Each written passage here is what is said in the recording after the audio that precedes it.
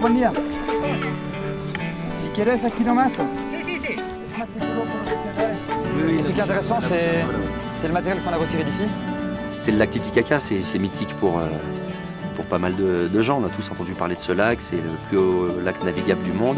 Donc ça représente aussi en plongée des contraintes supplémentaires.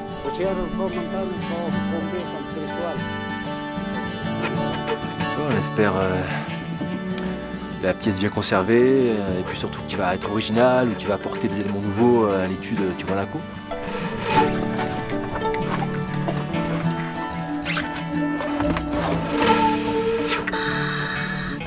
Imagine, tu as 3 mètres d'eau au moins.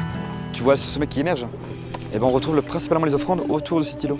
Donc probablement ils arrivaient en bateau, ils amarraient et ils faisaient les offrandes de là.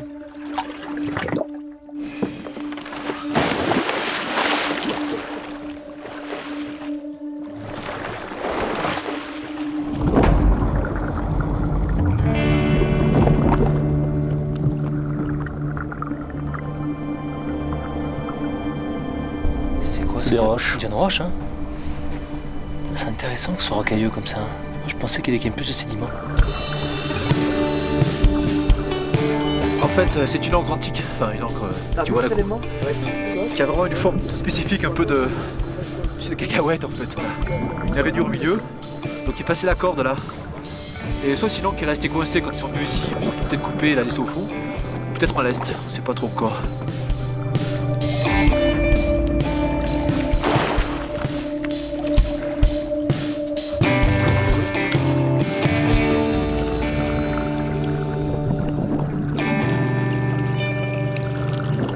Je crois qu'une chose importante qu'il faut savoir, c'est que la fouille archéologique n'est vraiment que le début de tout un processus de recherche qui inclut toute une multitude d'actions qui va mener en fait à la découverte d'informations sur des peuples du passé.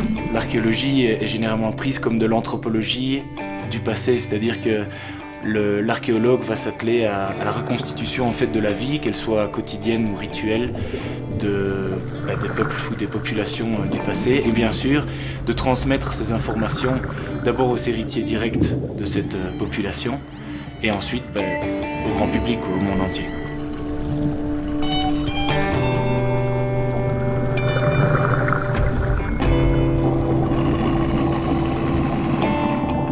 Tête de puma en céramique.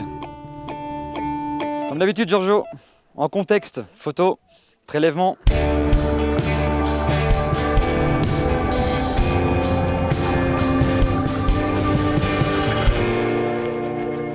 Tous les membres du groupe travaillent un petit peu de leur côté et en post-fouille, on va rassembler tout ça pour pouvoir justement savoir exactement quels ossements étaient associés à quelle céramique ou à quel objet en or, à quel endroit. C'est pour ça aussi qu'il est très intéressant d'avoir des personnes comme les 2 restauratrices ou les 2 céramologues que nous avons, parce que nous, ça nous permet d'alléger un petit peu le travail général qu'on peut avoir.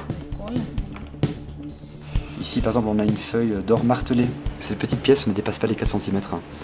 Donc on va dire les artisans de la période de Tiwanaku on va dire maîtrisaient ce genre de... maîtrisaient justement non seulement les motifs, mais sur ce genre de matériaux.